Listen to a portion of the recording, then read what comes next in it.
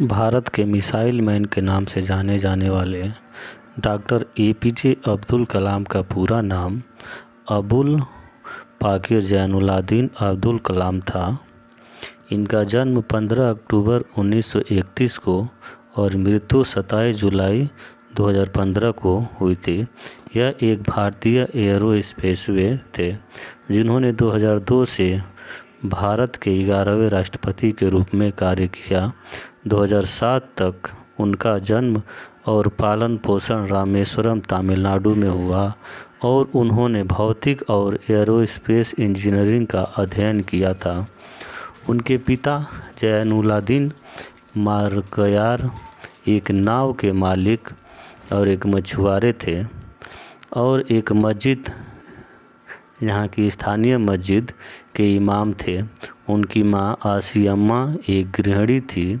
उनके पिता के पास एक नौका था जो हिंदू तीर्थयात्रियों को रामेश्वरम और अब निर्जन धनुषकोटी के बीच आगे और पीछे ले जाती थी।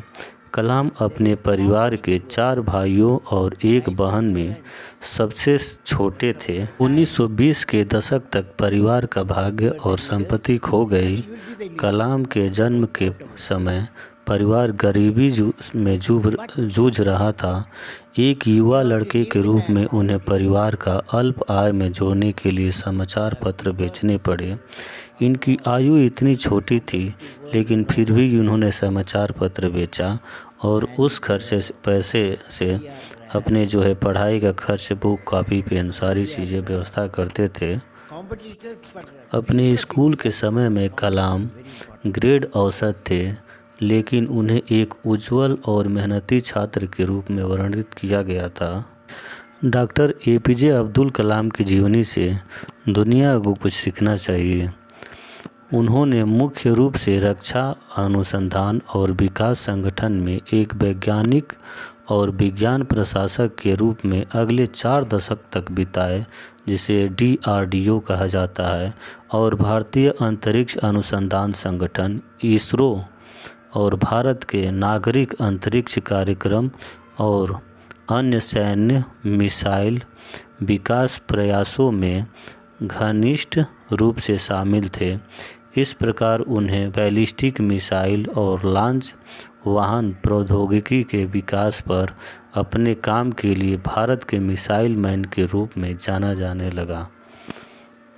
उन्होंने परमाणु हथियारों का परीक्षण, एक महत्वपूर्ण संगठनात्मक, तकनीकी और राजनीतिक भूमिका भी निभाई, जो भारत के मूल परमाणु परीक्षण के बाद से पहला था।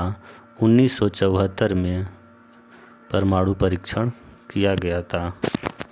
भारत सरकार ने उन्हें 1981 में महाभूषण, पद्म भूषण और 1990 में पद्म विभूषण से इसरो और DRDO के साथ काम करने और सरकार के वैज्ञानिक सलाहकार के रूप में उनकी भूमिका के लिए सम्मानित किया।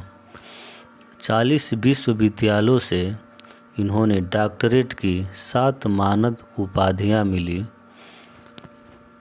1997 में कलाम को भारत के रक्षा प्रौद्योगिकी और वैज्ञानिक अनुसंधान और आधुनिकीकरण में उनके योगदान के लिए भारत का सर्वोच्च नागरिक सम्मान भारत रत्न प्राप्त हुआ।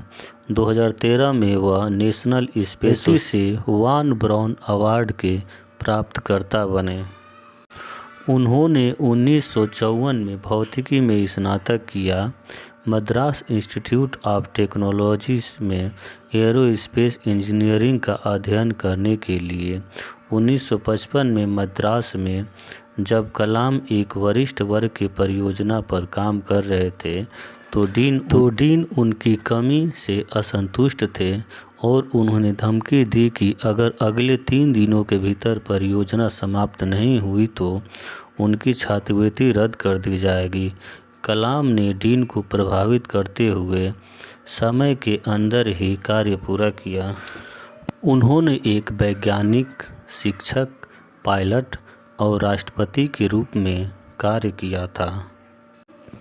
अगर हमारा चैनल आपको अच्छा लगा तो इसे लाइक और सब्सक्राइब करना ना भूलिए।